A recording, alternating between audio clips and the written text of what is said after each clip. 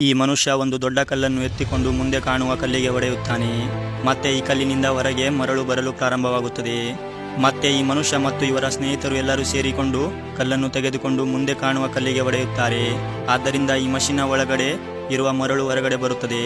ಆಗಲೇ ಈ ಮಷಿನ 4 ದೊಡ್ಡ ಕಂಬಗಳು ಒಂದು ಕಡೆ ಸೇರುತ್ತವೆ. ಆಗಲೇ ಮರಳು ಕೆಳಗಡೆ ಹೋಗಿ ಈ ಜನರು ಒಳಗಡೆ ಬೀಳುತ್ತಾರೆ. ಆದರೆ ಆಶ್ಚರ್ಯಪಡುವ ಮಾತೇನೆಂದರೆ ಇಲ್ಲಿ ಒಳಗೆ ಬೇರೆ ಮಷಿನ್ ಸ್ಟಾರ್ಟ್ ಆಗಿತ್ತು. ಮತ್ತೆ ಈ ಮನುಷ್ಯ ಹೇಳುತ್ತಾನೆ, ಈ ಮೆಟ್ಟಿಲುಗಳು ಒಳಗೆ ಹೋಗುವಷ್ಟರಲ್ಲಿ ನಾವು ಕೆಳಗಡೆ ಇಳಿಯಬೇಕು ಅಂತ. ಮತ್ತೆ ಈ ಮನುಷ್ಯರು ಮೆಟ್ಟಲುಗಳಿಂದ ಓಡಲು ಪ್ರಾರಂಭಿಸುತ್ತಾರೆ. ಹಾಗೆ ಈ ಮೆಟ್ಟಲುಗಳು ಮೆಲ್ಲನೆ ಒಳಗಡೆ ಹೋಗಲು ಪ್ರಾರಂಭವಾಗುತ್ತದೆ. ಆಗಲೇ ಈ ಮೆಟ್ಟಿಲುಗಳು ಒಳಗಡೆ ಹೋಗಿ ಬಿಡುತ್ತವೆ.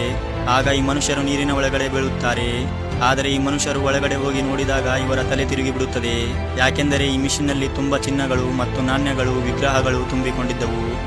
ಆದರೆ ಈ ಮನುಷ್ಯನ ಗುರಿ ಇದಾಗಿರಲಿಲ್ಲ. ಇವರು ಇನ್ನೂ ಒಳಗಡೆ ಹೋಗಬೇಕಾಗಿತ್ತು. ಆದರೆ ಈ ಬಾಗಿಲು ಬಂದಾಗಿತ್ತು. ಆಗ ಈ ಮುದುಕ ಮನುಷ್ಯ ಒಂದು ಏಲಿಯನ್ನ ಬುರುಡೆ ತಂದು ಗೇಟಿನ ಮೇಲೆ ಇಡುತ್ತಾನೆ. ಆದ್ದರಿಂದ ಈ ಬಾಗಿಲು ಓಪನ್ ಆಗುತ್ತದೆ.